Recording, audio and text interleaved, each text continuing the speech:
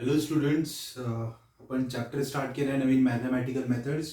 Okay, त्याच्यावर आपण 2 lecture घेतलेले आहेत. ओके, आणि दोन्ही लेक्चर आपण लाईव्ह घेतलेले आहेत. ओके, पण आज खूपच टेक्निकल इश्यूज होते, त्यामुळे आज लाईव्ह लेक्चर मला घेता नाही आलं. That's why I am sending you a recorded lecture. Okay, so pay attention. So what we learn till now in this chapter. Okay, mathematical मेथड्समध्ये आपण काय बघितलं? तर first of all we studied the classification of physical quantities, okay, as scalars and vectors. So now the physical quantities are classified into two categories: scalar quantity and a vector quantity. Okay, now what is scalar quantity? The physical quantity which is described by its magnitude only, okay, is called scalar quantity. And the physical quantity which requires magnitude as well as direction for its description is called vector quantity. Okay, scalars आणि vectors. मग आपण examples बघितले ना. Scalar quantity ज्याला फक्त magnitude आहे, there algebra is very easy. You can directly add them and subtract them. Okay, but vector quantities, okay, आपल्याला डिटेलमध्ये शिकायच्या आहेत, कारण त्यांना मॅग्निट्यूड बरोबर डायरेक्शन पण आहे. ठीक आहे, मग आपण सुरुवातीला काल बघितलं representation of vectors, how to write vector. Okay, म्हणजे how to diagrammatically represent vector, arrow काढायचा, त्याचं नाव कसं लिहायचं. You can use 2 alphabets or single alphabet to denote vector. त्याच्या डोक्यावर बार काढायचा. So if I write here a bar, it means I am talking about a vector a bar. म्हणजे ह्याच्यात मॅग्निट्यूड पण आहे आणि डायरेक्शन पण आहे. मग मी म्हटलं फक्त मॅग्निट्यूड लिहून दाखवा, तर तुम्ही ए बार mod. So this is vector, this is magnitude of vector a bar. और तुम्ही नुसतं ए लिहिलं तरी चालेल. ओके, म्हणजे हे सिम्बॉल कशाचे आहेत? मॅग्निट्यूडचे. आणि हा कोड आहे मॅग्निट्यूड प्लस डायरेक्शन, म्हणजे वेक्टर आहे. ओके, ठीक आहे, हे आपण बघितलं होतं. ओके, त्यानंतर आपण काय बघितलं रे? याच्यानंतर आपण बघितलं types of vectors. Okay, so we started with the types of vectors. In last lecture I finished zero vector, equal vector, negative vector आणि पोझिशन वेक्टर. हे 4 वेक्टर मी तुम्हाला शिकवले, बरोबर? Okay, zero vector, equal vector. Now what is zero vector? A vector whose magnitude is 0, therefore no need to talk about its direction. So vector having 0 magnitude in any direction is called zero vector. Okay, second, equal vector. Two vectors of same type, two vectors of same type having equal magnitude and same direction are called equal vectors. महत्वाचे शब्द आहेत same type, म्हणजे same physical quantity, same magnitude आणि same direction. They are called equal vectors. Okay, then on similar lines I taught you parallel vectors. Two vectors having same direction but different magnitude or same magnitude are called parallel vectors. Then I taught you negative vector, which is also called as opposite vector. So a vector having exactly opposite direction to the given vector is called negative vector. ठीक आहे, हे झालं होतं आपलं. आणि मग मी तुम्हाला शिकवलं होतं पोझिशन वेक्टर. ओके, आता what exactly is position vector ray? Position vector is a vector which shows the position of particle in chosen coordinate system. Chosen coordinate system म्हणजे तुम्हाला जी coordinate system हवी आहे ती. ओके, म्हणजे suppose a person A is standing here. Okay, and there is person B which is at 8 meter, person C which is at 10 meter. Okay, तर तुमच्या coordinate system प्रमाणे A झाला origin and B is standing 8 meter from A, C is standing 10 meter from A, म्हणजे A झालं origin. Okay, म्हणजेच याचा अर्थ ही झाली माझी चोजन कोऑर्डिनेट सिस्टीम. चोजन म्हणजे जी आपण चूज केली. आपण चूज केलेल्या कोऑर्डिनेट सिस्टीमचा जो ओरिजिन असतो त्याच्यापासून त्या पार्टिकलच्या पोझिशन पर्यंत काढलेला वेक्टर म्हणजेच position vector. So position vector is always directed from origin to the position of particle. Okay, मग ए चालत इकडे, जो बी होता तो चालत चालत इकडे गेला, त्याला नाव देतो बी डॅश. तर आता हा त्याचा पोझिशन वेक्टर नाहीये, हा त्याचा पोझिशन वेक्टर आहे. ओके. सो ओरिजिन मधून काढलेली लाईन जी ओरिजिन पासून त्या पॉइंटला जाते, that vector is a position vector. Okay. मग सर काही जणांनी मला विचारलं होतं, सर पोझिशन वेक्टर रिप्रेझेंट कसा करायचा? तो पण वेक्टरच आहे ना, मग वेक्टर सारखाच रिप्रेझेंट करायचा. म्हणजे हा ए बी आहे ना, मग त्याला लिहायचं ए बी बार, किंवा चेंज झाला ना तर ए बी डॅश बार. जसा तुम्ही नॉर्मल वेक्टर लिहिता तसाच पोझिशन वेक्टर लिहायचा. त्याच्यासाठी काही वेगळी मेथड नाहीये किंवा गरज पण नाहीये वेगळ्या मेथडची. ओके, ठीक आहे. So that we study position vector. In short मी तुम्हाला सांगितलं होतं, पोझिशन वेक्टर काय दाखवतो रे? पोझिशन वेक्टर पोझिशन दाखवतो, ओके, त्या पार्टिकलची. ओके, म्हणजे समजा एक वेगळं एक्झाम्पल देतो, लक्ष द्या. Okay, there is a circle. This is x axis and this is y axis, right? ठीक आहे. आणि हा ओरिजिन आहे, ठीक आहे. आणि तुमचा पार्टिकल आहे ना, तो अँटी क्लॉकवाईज फिरतोय. So this is the path of particle. Particle असा गोल गोल फिरतोय. Okay. So particle is moving like this. मग पार्टिकल आता या पॉइंटला आहे, से पी. तर ओपी बार हा त्याचा पोझिशन वेक्टर आहे. पार्टिकल थोड्या वेळाने इकडे पोहोचला क्यू, तर त्याचा पोझिशन वेक्टर कोण आहे आता? O Q bar. अरे गेटिंग इट? म्हणजे तो जिथे जाईल तिथे, इथे गेला आर नाव देतो, O R bar is the position vector. इथे गेला S, O S bar is the position vector. प्रत्येक पॉइंटला त्याची पोझिशन बदलतीये आणि तो कोण दाखवतोय? तर हे वेक्टर्स आपल्याला ती पोझिशन दाखवत आहेत. म्हणून त्याचं नावच काय? Position vector. जो तुम्हाला तुमच्या पार्टिकलची, हा पण with respect to what? With respect to origin.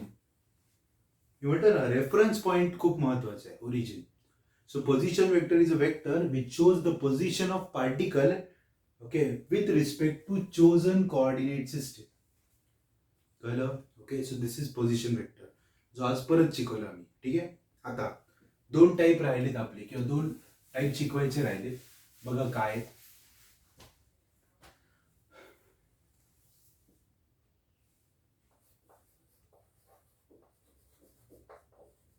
पहिला पॉइंट राहिला आपला रिझल्टंट वेक्टर. ओके, ठीक आहे. Resultant vector. Now what do you mean by resultant? Okay, आता नावातच आहे result. Okay. Now suppose imagine करा, at a time there are lot of things happening. Okay, म्हणजे जस्ट एक इमॅजिन करा, हा एक हॉरिझॉन्टल सरफेस आहे आणि याच्यावर एक ब्लॉक आहे. Okay, a block is present on horizontal surface. Okay, now suppose what I will do, I will apply the force on block. आता मी एरो का काढतोय रे? मला डायरेक्शन दाखवायची. पहिल्यांदा त्याच्यावर किती फोर्स लावला? 5 न्यूटन. सो किती फोर्स लावला आपण ब्लॉकवर? 5 newton. Block will move, yes, wear?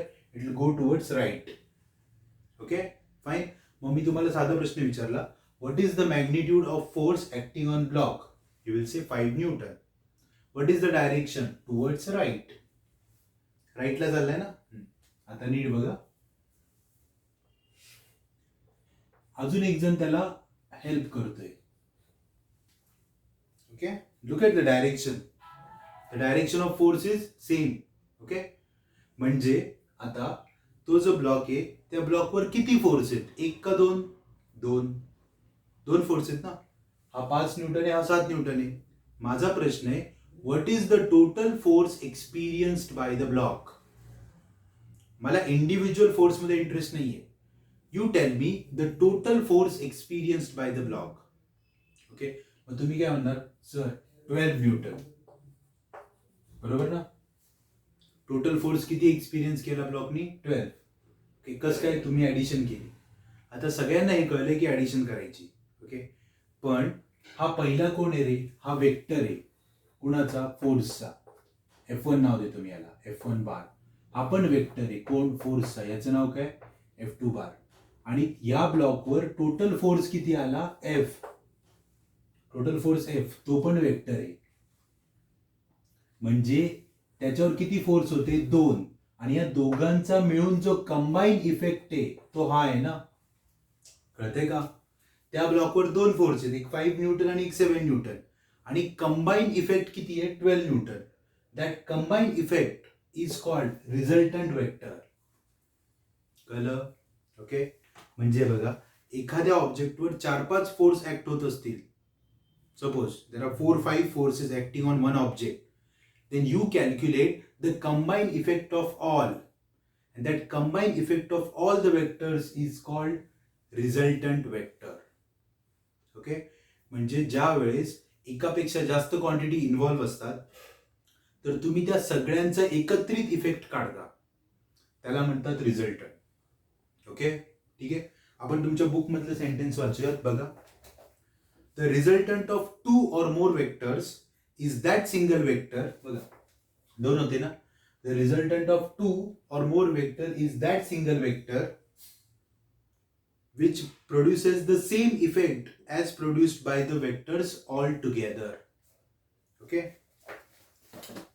as produced by all the vectors together. Okay, म्हणजे याचा अर्थ जेव्हा तुम्ही एखाद्या ऑब्जेक्टवर 1, 2, 3, 4 दोन किंवा दोन पेक्षा जास्त फोर्स ऍक्ट होत आहेत तर तुम्ही त्यांचा कंबाईन इफेक्ट काढता. Okay, and represent it in a single vector, that is called as resultant vector. Okay, I'll give you one more example. Pay attention. Okay, a force is applied 5 Newton on block. ठीक आहे, आणि तुम्ही इकडनं force लावला 2 Newton. Okay, one person is pushing the block 5 Newton, another person is pushing the block with 2 Newton. What is the net force, total force experienced by the block? 3 Newton. मग हा 5 Newton पहिला vector, 2 Newton दुसरा vector, आणि या दोघांचा combine effect म्हणजे कुठला vector आहे? 3 Newton, ज्याची डायरेक्शन राईटला असेल. का? कारण हा मोठा आहे ना. म्हणजेच ह्या दोघांचा हा कोड आहे रिझल्टंट. कळलं? ओके, या दोघांचा हा कोण आहे? Resultant vector. So resultant vector is the vector, single vector that represents the effect of all the vectors. Okay, सगळ्यांचा मिळून जो इफेक्ट तयार झालाय त्याला म्हणायचं रिझल्टंट वेक्टर. ओके, मग आता साधं विचार करा. सपोज एक मोठी कार आहे किंवा बस आहे आणि बस रस्त्याच्या मध्येच बंद पडली. ओके, आणि सगळ्या लोकांनी ठरवलं की ती साईडला लावायची, तर आपण सगळे मिळून ती ढकलायला लागतो. म्हणजे त्या बसवर एकच फोर्स आहे का? नाही, त्याच्यावर प्रत्येक जण फोर्स लावते. Suppose there are 10 peoples pushing the bus, everybody is applying force. That is a individual force, but the bus is experiencing the resultant force. Bus असं प्रत्येकाचं एकेकाचं नाही एक्सपिरियन्स करत, bus is experiencing the resultant force. आणि तो resultant कसा असेल? सगळ्यांची ऍडिशन. का? Because we are going in same direction.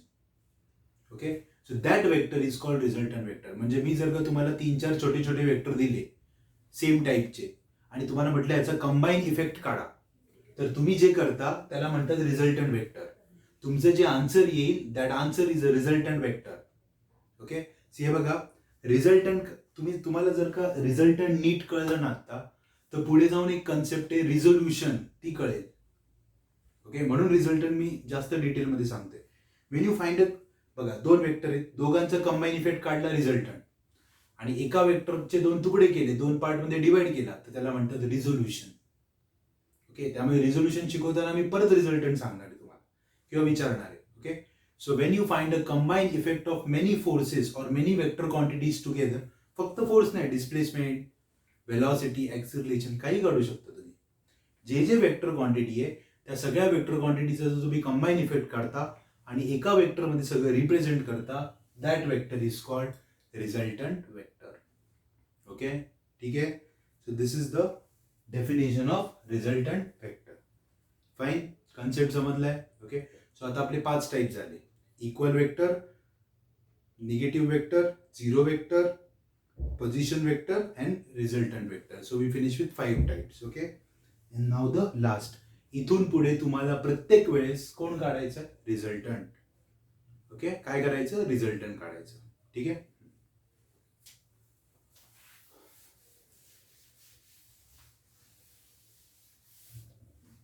Now the next point which we are going to study is a unit vector.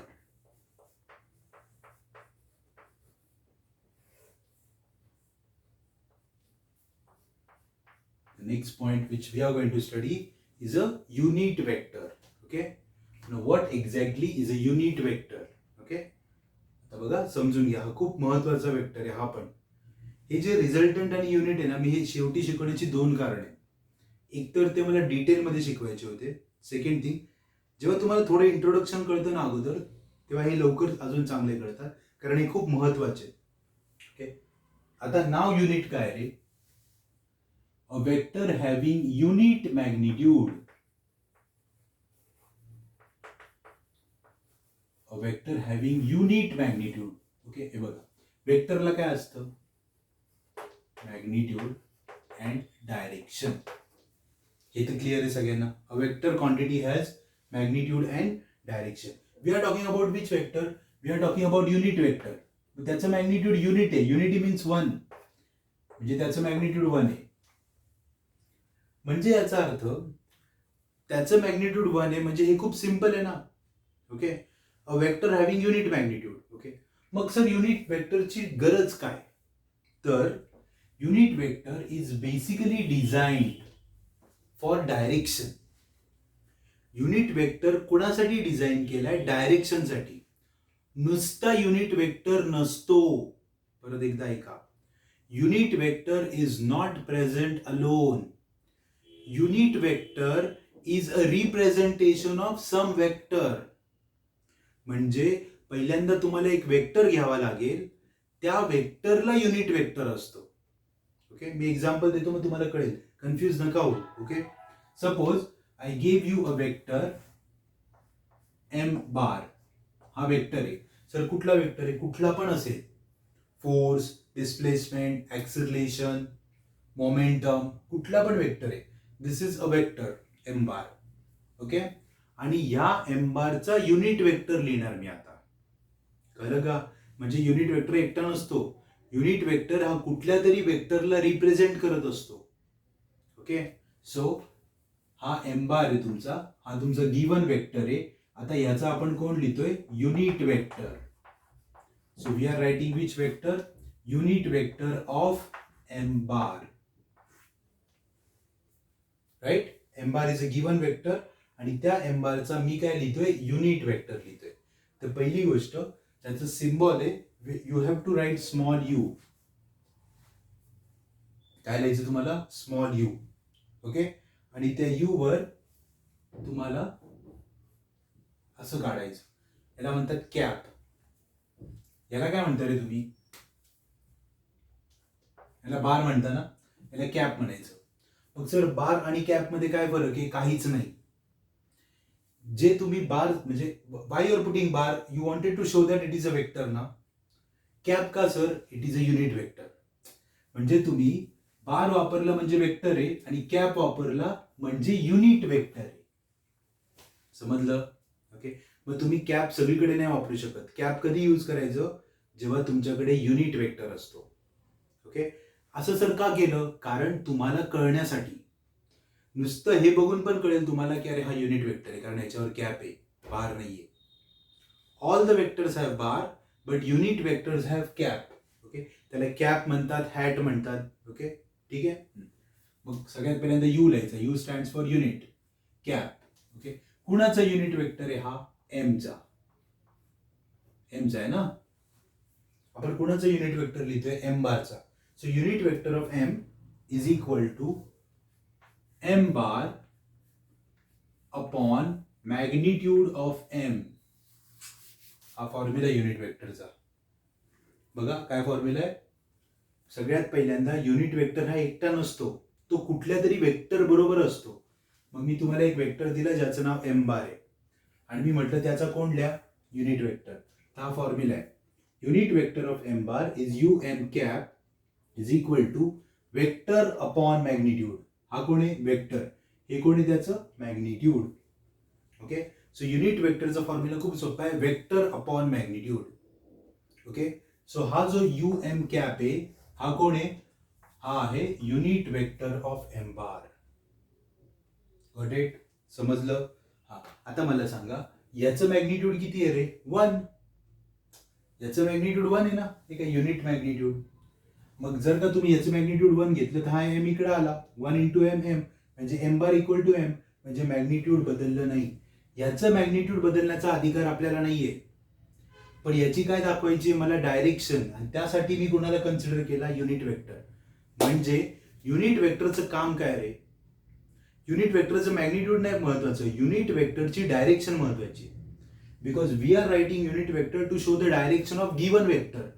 हा गिवन वेक्टर, त्याची direction दाखवण्यासाठी कुठला वेक्टर लिहायचा आहे मला? Unit vector. कळलं? ओके, परत एकदा सांगतो किंवा पुस्तकातनं वाचतो. ओके, हा पण एक कंडिशन आहे. हा जो वेक्टर आहे ना, given vector, this must be non zero vector. नाही तर याचंच मॅग्निट्यूड 0 असेल तर तो झिरो वेक्टर झाला, आणि झिरो वेक्टरचं मॅग्निट्यूड 0 आहे, त्याला डायरेक्शनची गरजच नाहीये. ओके, त्यामुळे झिरो वेक्टरचा युनिट वेक्टर नसतो. ओके, बघा, unit vector, a vector having unit magnitude, unit magnitude म्हणजे 1 in a given direction is called unit vector in that direction. If m bar is a non-zero vector, that is m is the magnitude, okay, and that is not 0, the unit vector along m bar is written as um cap is equal to m bar upon m. Okay, कळलं? आणि याचं magnitude 1 असणार. Okay, आणि याची direction कुणासारखी? Exactly M बार सारखी. कळलं? Okay, unit vector सगळ्यात महत्वाचं आहे. आता लक्ष द्या. ओके, नाव कोऑर्डिनेट सिस्टीम किती आहे? 3D कोऑर्डिनेट सिस्टीम, 3 ऍक्सिस आहेत ना. This is Y axis, this is Z axis, कारण मी 3D लिहितोय. आणि एक तुमच्याकडे येईल, तर तुमच्याकडे येणार मी असा नाही काढू शकत, म्हणून असा काढतो, एक्स ऍक्सिस. कळलं? Okay, so this is which axis? This is Z axis. Okay, horizontal is Y axis, आणि जो तुमच्याकडे येईल तो एक्स ऍक्सिस. कळलं? आता suppose my vector is here, हा माझा वेक्टर आहे, डार्क केला जरा. दिस इज माय वेक्टर, आणि याला नाव पण मी एक्स बारच दिलं. ओके, मग आता तुम्हाला मी विचारलं what is the direction of X bar, तर तुम्ही म्हणणार sir it is along X axis. Very good, पण डायरेक्शन दाखवण्यासाठी आपण युनिट वेक्टर लिहितो. मग याचं युनिट वेक्टर लिहू आपण. काय येणार फॉर्म्युला बघा रे? U X cap is equal to X bar upon X. This is unit vector along which axis? X axis. Now what is unit vector along y axis? इथेच फॉर्म्युला सांगा. u y cap is equal to y bar upon y. What is unit vector along z axis? u z cap is equal to z bar upon z. कळलं?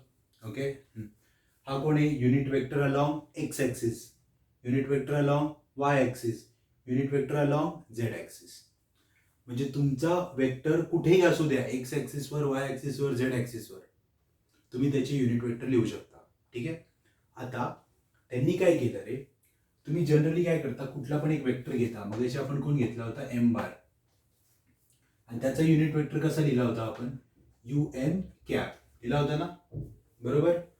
तसा you X cap म्हणजे कोण? X ऍक्सिसचा. U Y cap is unit vector along Y axis, and uz cap is unit vector along z axis. त्यांनी काय केलं, आपल्याला आपलं काम सोपं व्हावं म्हणून ते यू एक्स कॅपलाच आय कॅप म्हणतात, यू वाय कॅपला जे कॅप म्हणतात, आणि यू झेड कॅपला के कॅप म्हणतात. मग इथं पण सर काही नाव आहे का? इथं कसं काय देता येईल? अरे ऍक्सिस हे फिक्स गोष्ट आहे, ऍक्सिस नाही बदलत. So unit vector along X axis तुम्ही असं लिहिलं तरी चालतं, पण असं लिहिण्यापेक्षा सोपं काय लिहिलंय? आय कॅप, म्हणजे यू एक्स कॅपलाच आय कॅप म्हणतात. सो जर का आता मी तुम्हाला डायरेक्ट सांगितलं द गिवन वेक्टर, ओके, असं मी तुम्हाला एक क्वेश्चनच विचारतो, the The equation of force is represented by F bar is equal to 8I cap. बघा फोर्स हा वेक्टर आहे ना, मग हे 8 आहे ना, 8 काय आहे त्याचं मॅग्निट्यूड आणि आय कॅप काय आहे त्याची डायरेक्शन. आता आय कॅप म्हणजे कोण सर? आय कॅप हा युनिट वेक्टर आहे कुठल्या ऍक्सिसचा? एक्स ऍक्सिसचा. म्हणजे तुमचा फोर्सचा वेक्टर कुठल्या ऍक्सिसला चाललाय? एक्सला. इथे जे कॅप असतं तर सर वाय वर चाललंय, इथे के कॅप असतं तर सर झेड वर चाललंय. ओके, म्हणजे फक्त आपण काय केलं, आपण अजून काम सोपं केलं. यू एक्स कॅप म्हणजे काय? Unit vector of x axis. त्यालाच दुसरं नाव काय? I cap. आणि हेच सगळ्यात जास्त वापरतात, आय जे के. लक्षातच ठेवायचे. सो डायरेक्ट मी तुम्हाला सांगितलं I cap, J cap, K cap are unit vectors along X, Y and Z axis respectively. कळलं? ओके, बघा खूप महत्वाची टाईप शिकवली आज. वेळ गेला तरी हरकत नाही, कारण हे खूप महत्वाचे. सगळ्यात पहिल्यांदा युनिट वेक्टर म्हणजे काय, त्याची गरज काय? तर युनिट वेक्टरचं काम आहे डायरेक्शन दाखवणं गिवन वेक्टरची. मग गिवन वेक्टरचा युनिट वेक्टर असतो. मग आपला वेक्टर एक्स ऍक्सिसवर असेल, वाय ऍक्सिसवर असेल, झेड ऍक्सिसवर असेल, त्याच्या युनिट वेक्टरची नावं फिक्स आहेत. I cap, J cap, K cap. तिघांचं मॅग्निट्यूड 1 आहे कारण ते युनिट वेक्टर आहे आणि कॅप आहे त्यामुळे ते कळतं की ते युनिट वेक्टर आहे. समजलं? So today we revised all the types and I taught you 2 types in detail. Resultant vector, position पण शिकवला, resultant पण शिकवला, युनिट पण शिकवला. तुमच्या पुस्तकात जेवढे टाइप्स आहेत तेवढे सगळे झाले. ओके, पुढचा पॉइंट आहे त्याचं नाव आहे वेक्टर ऑपरेशन म्हणजेच algebra of vectors. Okay, that we will study in next lecture. Fine. Okay, go through this lecture. This is very important lecture. Okay, if needed I will revise this again. Okay, thank you.